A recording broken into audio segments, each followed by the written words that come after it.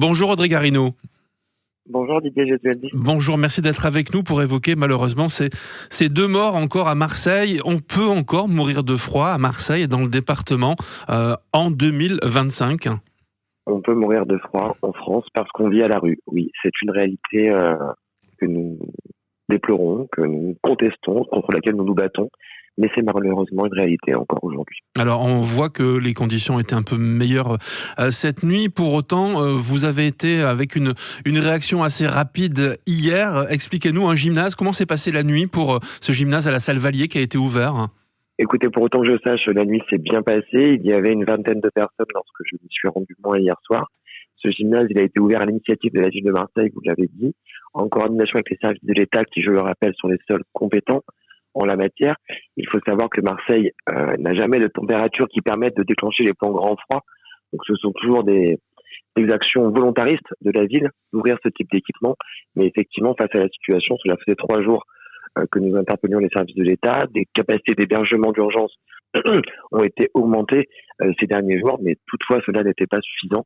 D'où l'action de la ville de Marseille de décider d'ouvrir ce dispositif hier soir, et ce jusqu'à dimanche minimum. Quand on discute avec les associations qui œuvrent auprès des personnes sans abri, on se rend compte que la précarité n'a jamais été aussi prégnante. Ça dit quoi de notre société pour l'adjointe Printemps Marseillais que vous êtes ?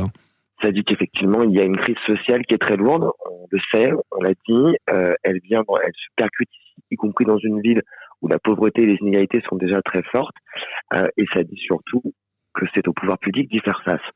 La ville prend ses responsabilités, l'État est un partenaire, mais il faut que l'ensemble des pouvoirs publics fassent de cette question une question prioritaire. En France, le nombre de sans-abri a doublé en 10 ans. Doublé, monsieur Gesualdi. Marseille n'est évidemment pas épargné, et c'est donc une réponse publique pour faire face à ces besoins qui est urgente maintenant et impérative. On se souvient pourtant de la promesse d'Emmanuel Macron, plus aucun SDF à un horizon relativement proche. On en est loin aujourd'hui. En tout cas, il n'y a pas de traduction publique de cette volonté.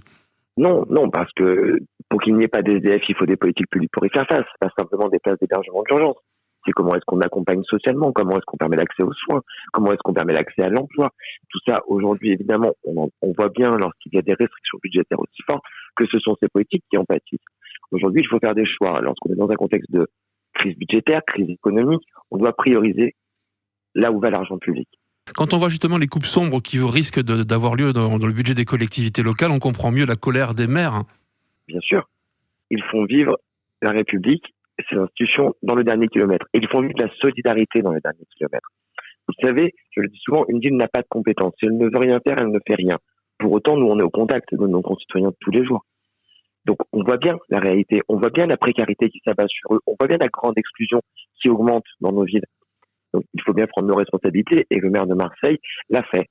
Donc, nous avons voté un budget compliqué, avec des contraintes extrêmement puissantes, mais un budget où l'action sociale était encore une nouvelle fois très largement augmentée. On voit que vous tentez, Audrey Garino, régulièrement d'augmenter le nombre de places. Vous en avez créé un certain nombre, effectivement, depuis quelques années.